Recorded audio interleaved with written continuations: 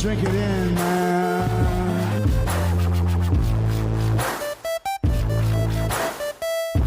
Touchdown, Detroit Lions! Cornbread! Cornbread! Cornbread! Drink it in, man.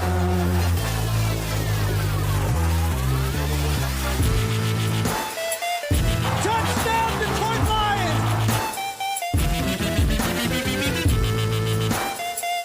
Touchdown, Detroit Lions!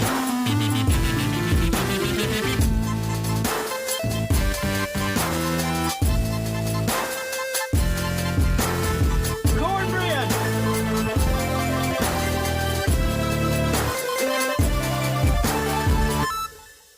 Detroit Koolaid, Detroit Koolaid drinkers, what's going on, everybody? It's your host, Eric Oaker. You guys know what it is.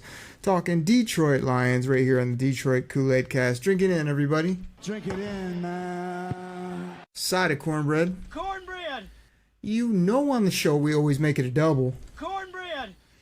Now we're ready. And solo again on this show. We're going to have Chops back, I think, is the plan here shortly. We also got Logan Lamorandier from Sports Illustrated queued up, Joey Sports Guy from the Believe Podcast Network and the Big Ten Network coming on, and so much more. I'm probably going to take a little break here shortly and be off a week or two, but I just thought on this show, I want to talk Lions updates, kind of some more off-season stuff, lots of player notes, news and notes, rumor innuendo, hype, things that are going on with this team. So there's just so much to get into. I cannot mess around here on the show. So I'm going to go a little bit rapid fire.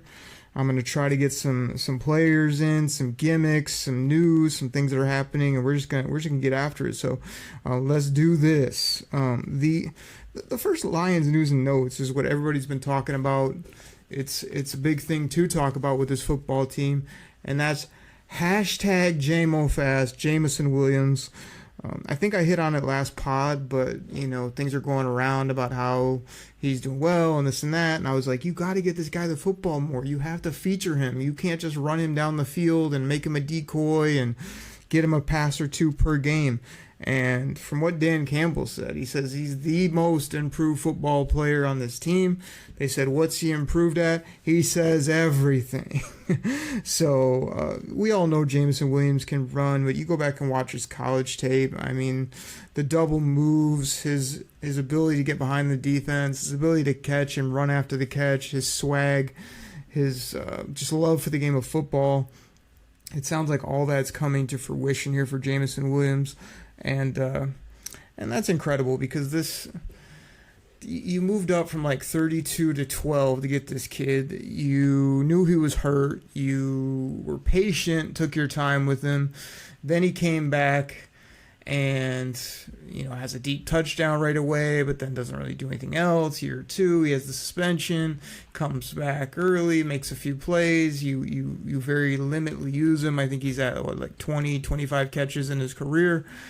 Obviously, the ceiling is a lot higher, and from a fan perspective and from his talent. So we'd love to see Jameson Williams get to some of those numbers that you see from a top end.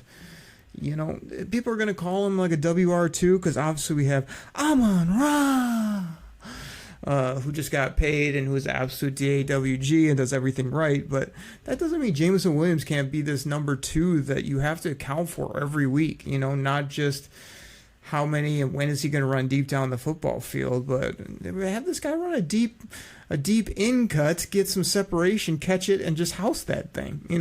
Have a couple gadget plays for him. Have a stick route where he sells deep, comes back to the football, 18-yard first down on the outside.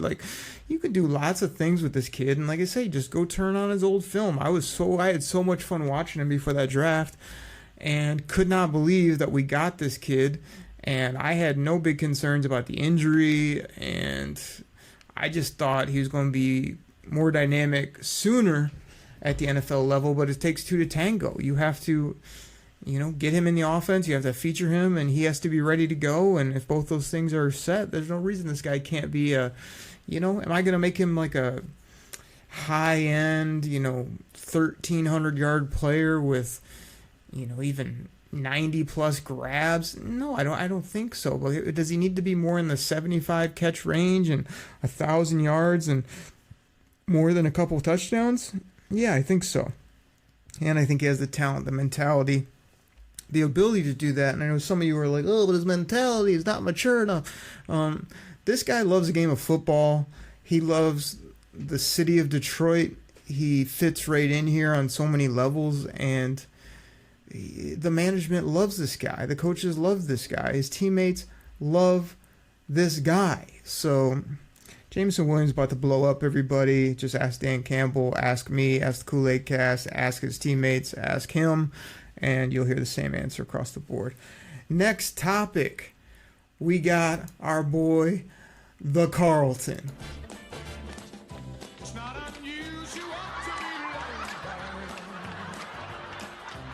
And I started the drop, the gimmick, because it's a classic Fresh Prince of Bel-Air, the dance. It's funny no matter who does it, when they do it. It goes great with his first name.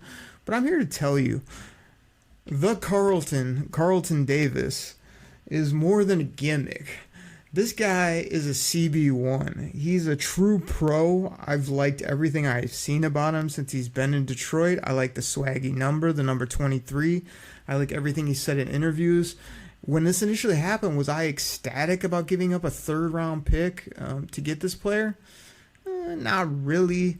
When the draft went down, there were lots of players in that range that I would have liked.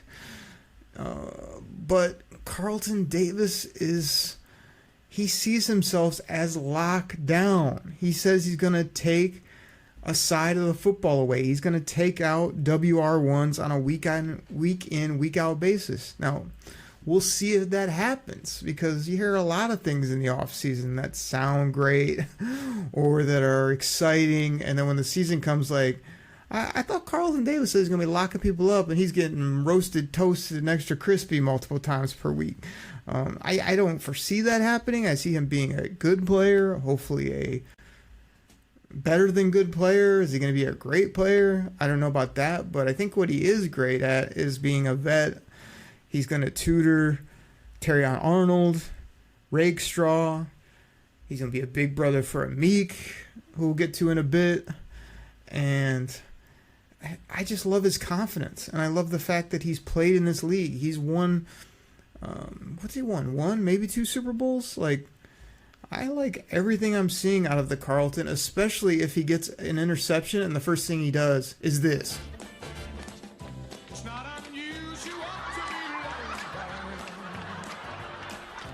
I mean, if he breaks out the dance, his first pick, especially if it's a pick six, like, I might have to go get a jersey. I really might. So, number 23, Carlton Davis, the Carlton. I love what he's doing.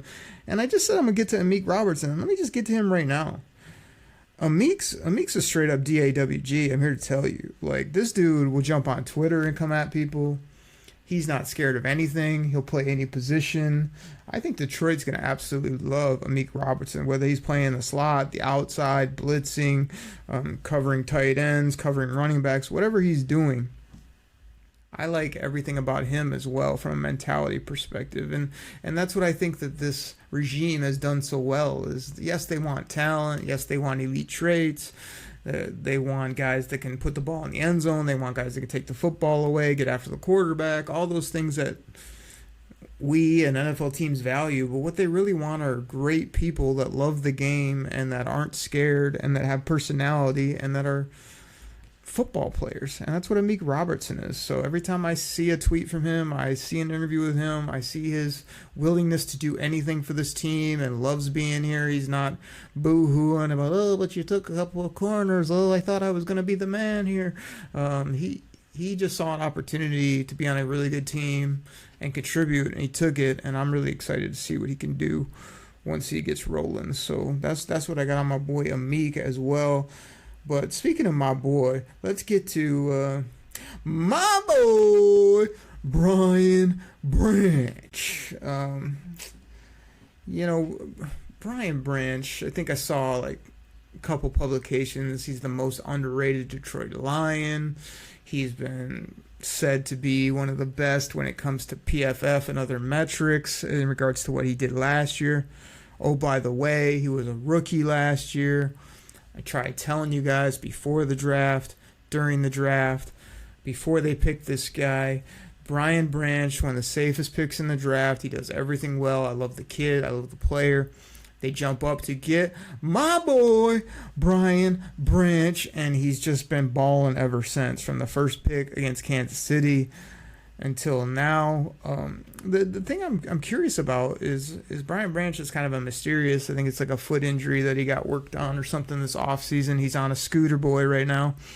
But Dan Campbell doesn't seem to be worried. He said he's going to be good to go back by training camp. They did sort of say, well, we'll see. So he could even miss time in camp, which is a little concerning. But this guy's such a smart football player, cerebral player, just great dude that I have no worries about him.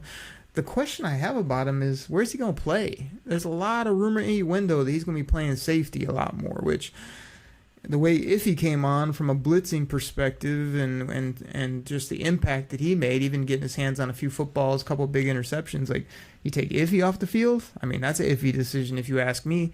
I don't want to take Kerbo off the field because Kerbo is my center fielder. He's got tons of swag and he makes plays on the ball and will come and hit you in, at, or even sometimes below your kneecaps if he has to. So I love Kirby Joseph from a lot of levels, but man, it would be pretty sweet to have BB back there at safety. It lets your young corners get on the field. It lets Amik do his thing. It lets Carlton play where he's got to play. So lots of options. And, Aaron Glenn likes three safeties. So give me Curb, give me BB, and let's get If out there too and do their thing. That could be really fun.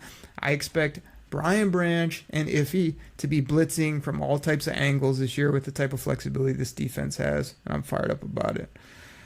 Another thing I got from like these general OTAs, I mean, again, I talked about it before, Arnold and my boy Rake, R-A-K-E, Enos Rakestraw. These dudes are boys already, man. They're hanging out, they're laughing it up. And what's so cool about it, and this is something the Lions have done, and we've seen it done before, both with our team or other teams, when you become a good football team, what you can do are take these players and just sort of let them marinate, let them sit there, let them figure it out. If they are good enough to play right away, great, play them right away. If they need some time, cool, give him some time. We got other guys in front of him. No worries. He makes no money. He's seasoning himself up, learning the plays, learning the nuance of the game. And then when he starts to play, you'll probably say this. Oh, baby! So these guys are going to be great friends, it looks like. They're a great young combo. And the best thing about them is they don't have to be a starting young combo from day one.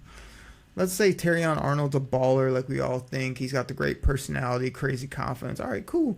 Have him on the outside with the Carlton, have Amik in the slot. Hey, Enos Rakestraw needs a little bit of time or needs to be in certain packages so he can use his physicality and make plays. Cool, man. Let's put Rake out there when need be and let him grow into a role once we move on from the Carlton or when he's ready. So I absolutely love that and think they're going to be so fun, and it's just so great that they can come along at their own speed, but be very integral parts for years to come from this team because we need corners. Why? Because for years we haven't been able to cover a coffee table. We've been roasted, toasted, and extra crispy on defense. We have got sliced and diced consistently in the passing game, and I see that coming to a stop here in 2024 and beyond. Let's talk about my boy, or as Chops deemed him, Brad, always open for business Holmes. Had a lot of comments, a lot of things he's been saying, putting out in the word. And here's a quick side tangent rant.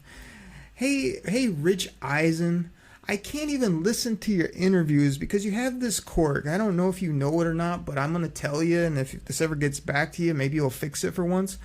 Every interview that you hear Rich Eisen do, he tees his question up, but he trails his question off at the end, and he always goes, so what do you think about that, Brad? And he'll ask another question right at the end. He'll go, so what do you think about Terrion Arnold? Tell us a little bit more, Brad. What about that, Brad? He always says the person's name like it's some cue that now they can talk. Hey, Rich Eisen, just be a normal human being and just ask a good question. And when you pause, the other person will answer. You don't have to always say their name at the very end that now they can talk because you're done speaking. I love Rich Eisen. Michigan alum, great dude. Obviously, he made the greatest decision of all time, leaving ESPN and SportsCenter to come on the NFL Network, and has a job for life and makes buco bucks and is a great TV personality, a great quarterback for those panels where he just steers the ship. But he's a horrible interviewer when it comes to asking questions, when he trails off and does this annoying nuance where he says, if he's interviewing me, every time when he'd finish a question, he would say, "So what do you think, Derek? Derek, go ahead. Derek, what do you think about that, Derek?" Like, one, I know my name. Two, I know that because you stopped talking means that I'm supposed to start talking. You don't have to cue me up by saying my name 1,800 times during a 10-minute interview. All right, Rich Eisen rants over. But Rich Eisen had our boy Brad Holmes on, where he was rubbing his hands together, those big meat hooks, and talking about this football team. And one of the big things I took out is he talked about Jahmyr Gibbs, who, in case you're new to the show or you didn't know, or if you did know, I know that you like this gimmick, so I'll do it again. Jahmyr Gibbs is an absolute, I mean, gosh, you guys know what he is. He's a multi-dimensional, positionless. Wait for it. Elite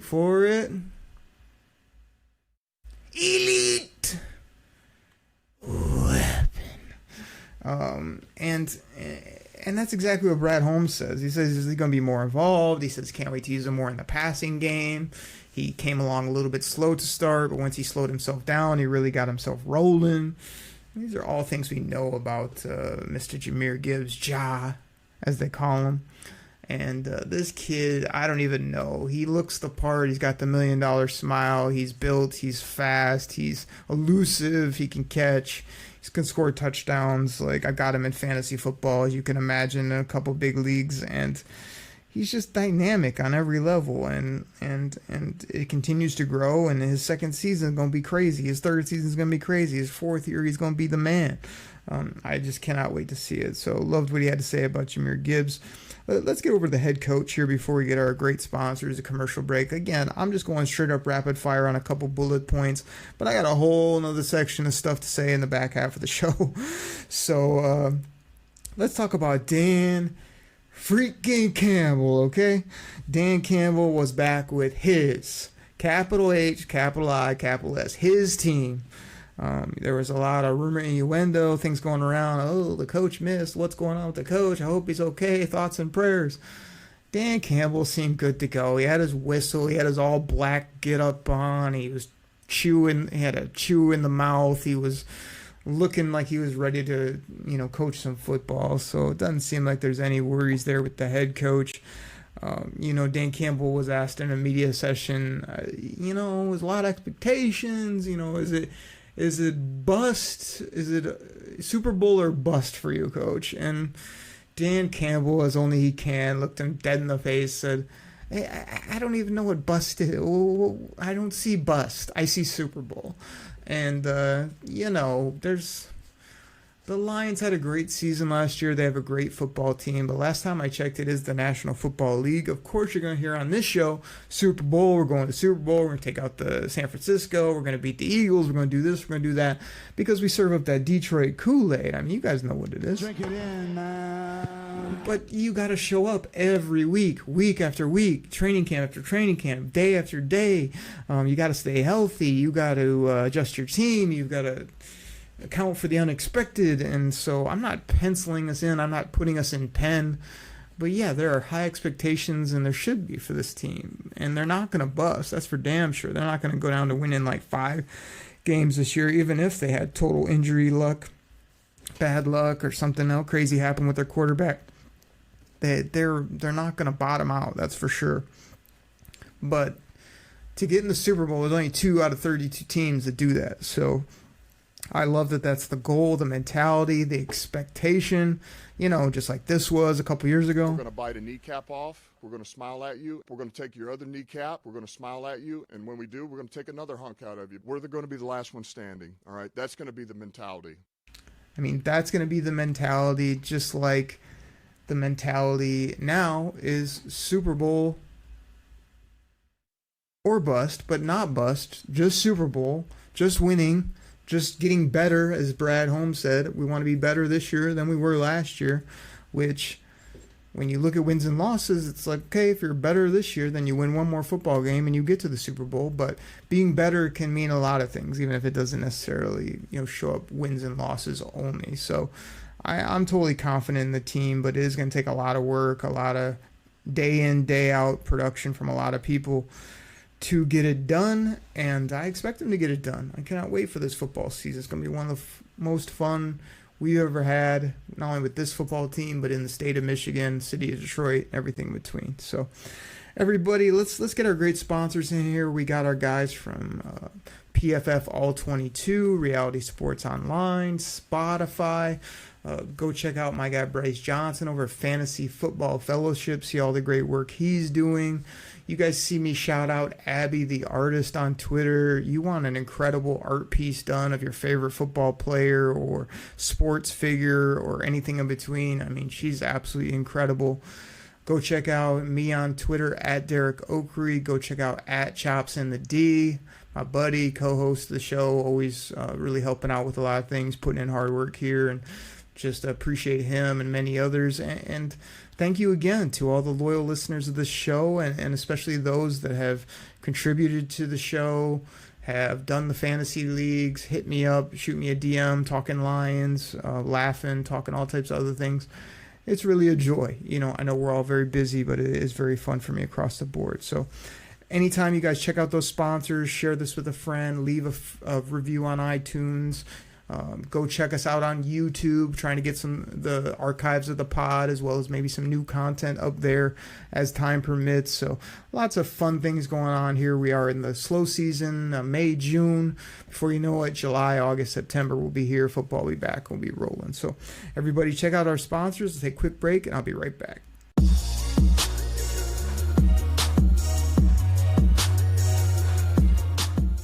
All right, everybody. This goes out to my fantasy football fans out there. Now, you probably heard about Reality Sports Online, the most powerful fantasy sports platform where owners can build and manage their fantasy team like a real NFL general manager.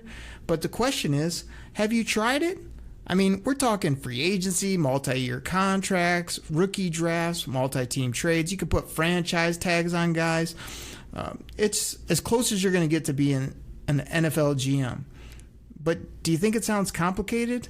It's not. I'm here to tell you it's the best thing about Reality Sports Online is it's just more fun than your normal fantasy league, but it doesn't take barely any more time. After all this, are you still not sure?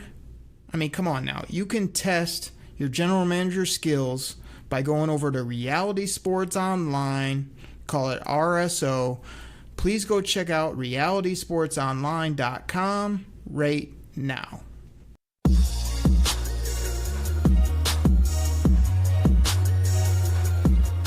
Kool-Aid drinkers, we're back. Thank you so much for listening to that. I got a lot of my promos in. Again, just want to shout out all the great listeners of this show. You guys know who you are. I'll make a point here in the next few shows when I get on to have a laundry list of all the people. Just take 2-3 minutes and name off, all these great people that help keep this thing rolling, support the show and all that.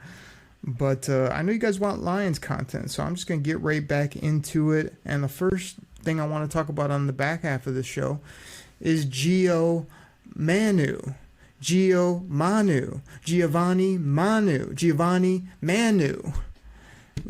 One of those is correct. I hear he likes to go by Gio, so we got the big fella out there at OTAs. He looks the part in the jersey. When they took him in the 4th round and traded up for him, and there were lots of other players on the board, and I had never heard of this cat, did I yell a few explicatives and possibly say to myself that might be the worst pick that Brad Holmes has ever made, and why did they do this?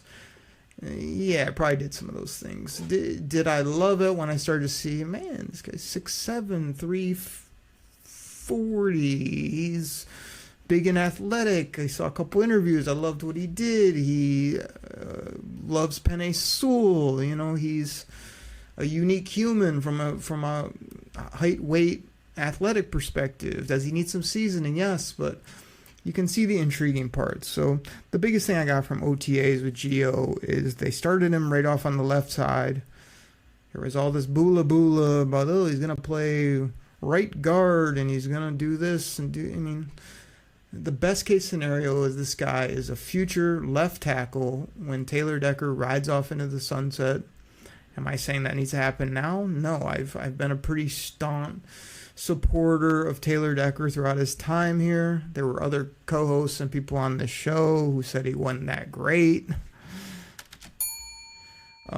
Maybe even said that, they were going to choke slam him or something like that back in the day. Or maybe I said Taylor Decker was going to choke slam that individual. I don't exactly know how it went down, but I know it was one of the many funny gimmicks we did on the show and we'll always continue to do. But I like Taylor Decker. I just think that, a couple more years, whatever it is best case scenario. I can't really see paying this guy again, especially when you made the type of play you did for Gio Manu.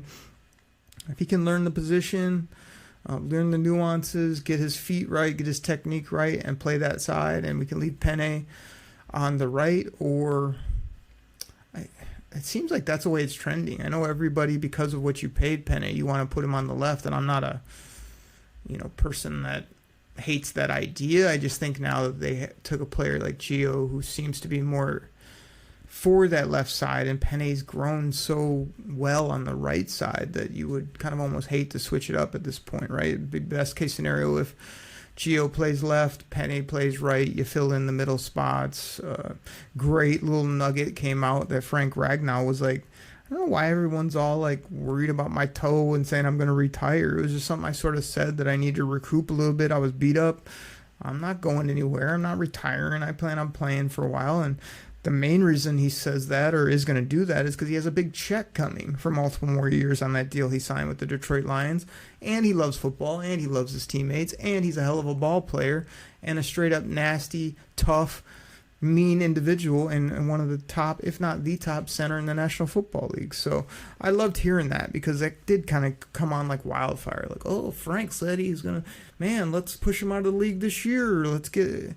I mean, and again, you heard us talk on this show. Like, we were willing to get a backup plan or a guy to tailor. That's why I was never big on Jackson Powers Johnson, because I was like, I still expect Frank to play 2-3 more seasons at minimum, and that's why I wasn't going to spend a big pick on JPJ, even if you play him at guard. Like, I love Kevin Zeitler.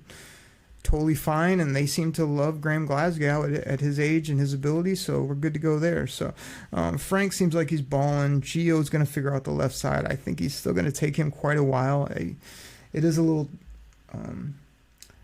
disconcerting when people are like, I don't expect anything year one or year two. You definitely expect the player to sort of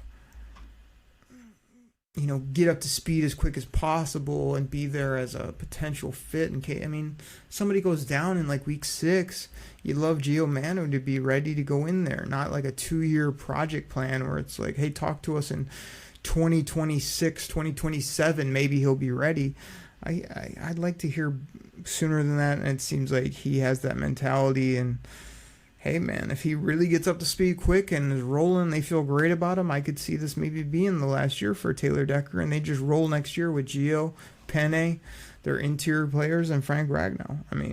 I'm good with that, no question. Since we're talking about big fellas on the offensive line, let's flip over to the defensive line and talk about Big Broderick Martin.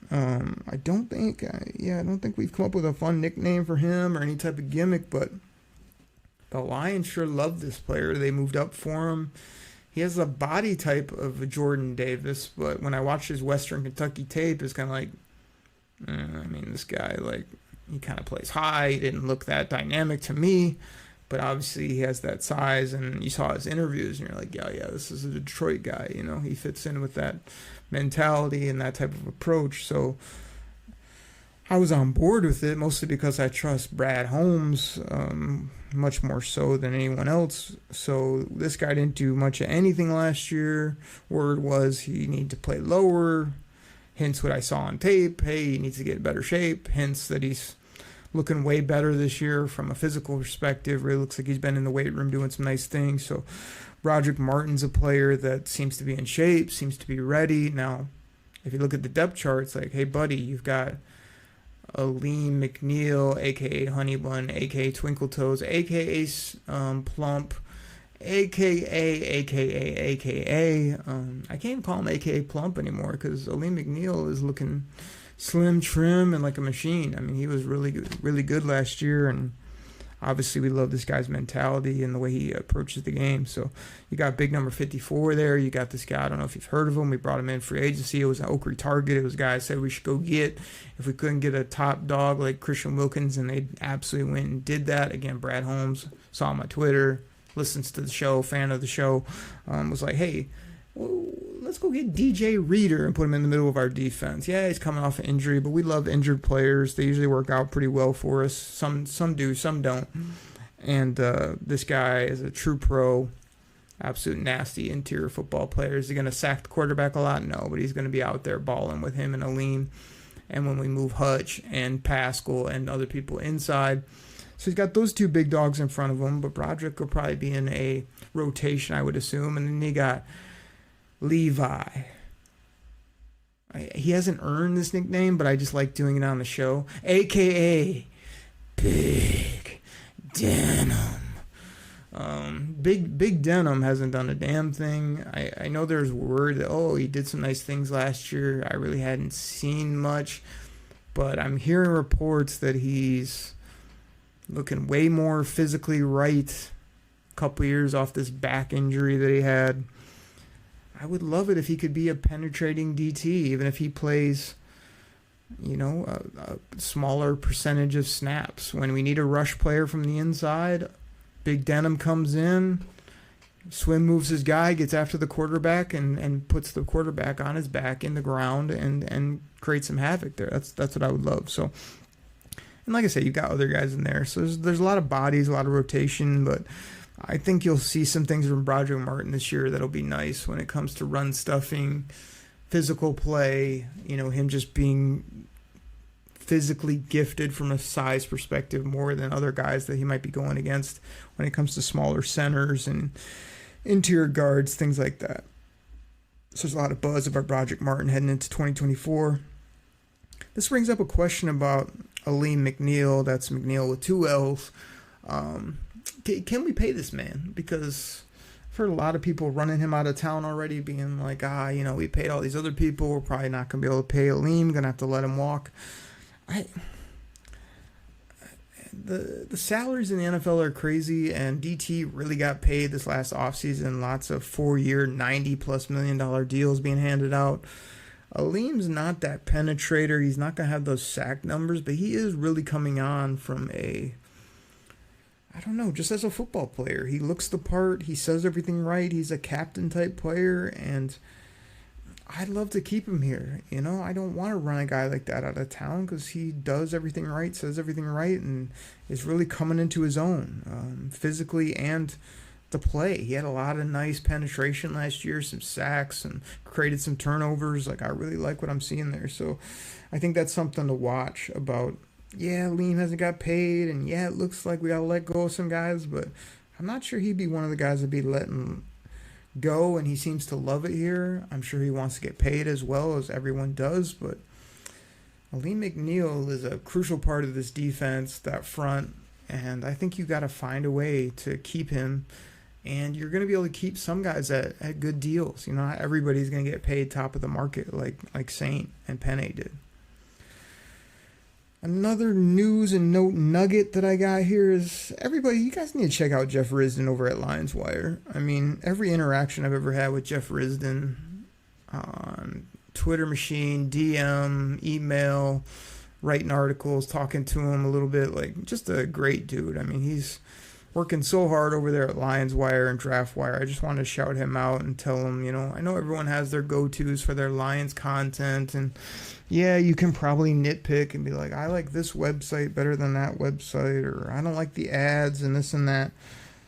it really helps when a guy like Risden is putting out the content, working as hard as he is, and doing such a great job for Lions Wire and Draft Wire. So I just want to say, please check him out. Put him on your rotation of things to read. And then also, I do love when he pops up on YouTube and he's got like a mailbag segment, or I try to fast forward through some of the podcast stuff he does where I can hear some of his takes, because not only is he a great dude, but man, is Risden entertaining. Like, everything he says sounds like he knows it 100%, or he heard from somebody, or this is going to happen or that going to happen. I mean, he really entertains me, educates me, and just, like I say, seems to be a great guy from all my interactions and a real hard worker. So shout out to him.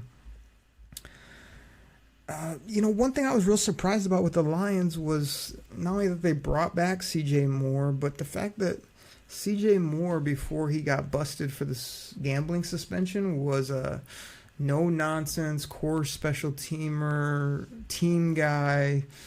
Yeah, you don't ever want him playing like a starting safety spot for you, but he's just like a Jalen Reeves-Maybin or Michael Pittman. These guys that you've had on your... I don't think it's Michael Pittman. Whatever it was, Pittman, the...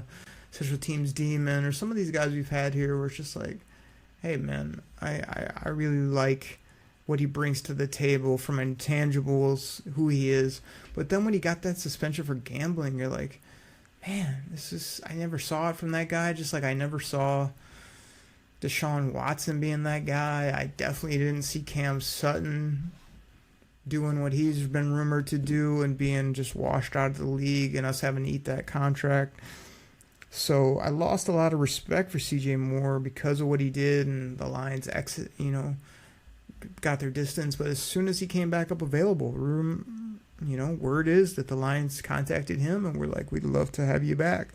And I saw his interview, and man, CJ Moore seemed like he had learned a great lesson from this mishap. He had a great head on his shoulders. He wants to come in here, help the team, excited about the new special teams rules, all that good stuff. So, hey man, I've always been a person too that we all make mistakes, we all have issues, we all have to learn from those things and try to come back stronger. And that seemed to me to be like what CJ Moore has done in this situation. And he seemed to continue to say, just don't bet, just don't even do it. Don't even have it in your pocket. Don't tempt yourself, whatever it is. And that's the safest, best lesson. Anybody out there, if you've got a issue or a temptation or whatever, the best thing is to just get that thing out of your life and don't let them even creep in a little bit, whether it be food or people or work or whatever. Get that stuff out, and then there's just no temptation to use it, to do it, to experience it, to deal with that thing, that person, that situation. And that seems like what CJ Moore has done. And I had a lot of respect for his interview, and it seemed like, hey man, this is a core special team player that seems like they learned a lesson, come back on this team and just be a nuts and bolts, meat and potatoes type of guy. And I hope it works out. I could see him getting cut as well, just as this team is better. Before, CJ Moore types were like, had their spot and were going to stay and do what they did. Now, hey man, if they have a more talented guy that can do some similar things, they'll probably go with that player over CJ Moore. But it was nice to see him say what he said, as well as also maybe just take a step back from where he was and learn a lesson and come back stronger. There was news that came out about all the preseason games. Again, who cares about preseason? But, the times, the dates came out. Lions have 2 away, 1 at home. And Dan Campbell said they're going to do joint practices with the Giants over there in New York, New Jersey, wherever they are these days. Him and Brian Dable are best of buddies. And, I mean, I'm all for the joint practices, and they always get all this hype of all this great work they get and how impactful they are. But if you really look at it, the next thing I think was a little bit telling, too. They asked him, well, you going to also do it when you head out to KC for the next preseason game with the Chiefs? And Dan Campbell was like, the Chiefs don't do joint practices. It's been something they've never really done. Andy Reid doesn't really believe in or do very often, if at all. You might want to kind of consider what the champs do to keep their guys healthy, get the type of work, maybe conceal some things that you want to conceal. So I could kind of see it both ways. Like, yeah, it's good going against another opponent, and the fans enjoy it, but there's something to be said about being in-house too, and just keeping your guys right and being secretive and do it like the Chiefs do it, man. It's working for them. So that was interesting to me. I just want to shout out real quick all these, if you guys are hearing my phone here, just as we're recording, something happened where it popped on the audio, so it's you probably heard a couple dings, maybe a little ESPN alert there. Apologize for that. But the other thing I want to do, this was a real quick shout out to all the people. Let's see if I can name them real quick. Shout out to Chris, Teresa, Stash in the ATL, Tuna, Choppy Chop. Those are all the people that kind of really helped me these last few years. I mean, I've been to so many Lions games. I've had my season tickets for so long that I've really just found it fun to be able to bless friends, family, even people that just like, even if they're on the fringe or not a Detroit Koolaid drinker, but now they love the Lions because they're winning. And they're like, man, I'd love to be to a game, whatever. I just love taking my season tickets and giving, like, you know, I know like Chris and her family bought like 4 games. You know, Teresa bought a game. Tuna's got 2 games. Me and Choppy are going to hit a game. You know, Stash, I think, is going to go to the Thanksgiving game with my tickets. So it's just real fun to be able to do that and to share them, to have people go enjoy a game. Again, all I'm trying to do is cover my costs. A lot of you guys that are hearing this are like, man, Oak Creek's reached out to me about games before, and I'm always like, don't want to commit, or, you know, want to wait till later, or not sure. Like, I'm just telling you, it's a great time, and like, I'm really hoping a lot of these people this year will continue just to get a game, because it is kind of a hassle for me to go around and ask for people and be the bill collector and do all that. But it's real fun at the end where it's like all the games are filled. Everybody's getting to go to games they enjoy. You get 1 or 2 at the stadium. You watch the rest at home. It's really fun. So I just want to say thank you to all those people that have bought a game, helped me cover those ticket costs, but also are going to get to enjoy. And I couldn't imagine going to like 8 or 10 games every year. It's just way too much for me right now with all the things I have juggling, the travel, the cost, the this, the that. But man, is it fun to share it with friends and family. So if you want in next year, hit me up early.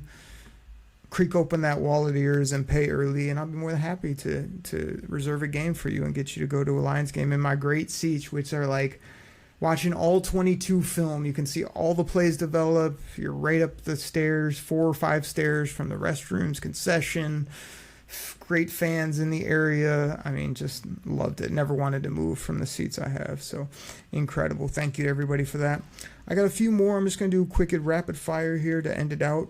NFL finally got it together, and they're going to try this optical ball tracking, I think they want to call it, aka, you know, actually spotting the ball where it's supposed to be spotted, rather than these 56-year-old refs like randomly walking it to wherever they feel like they want to spot it.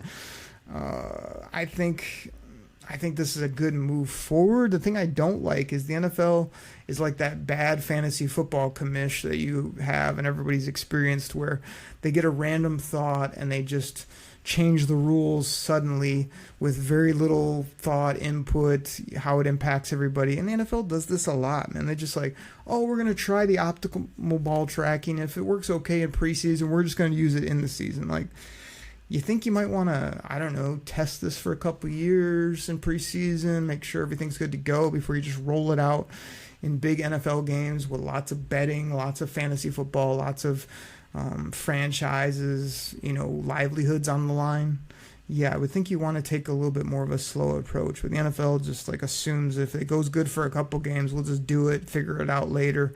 After a couple controversies, we'll iron it out. And I don't think that's the best approach. Just like, again, in fantasy football, you could be like, hey, we should add a flex player.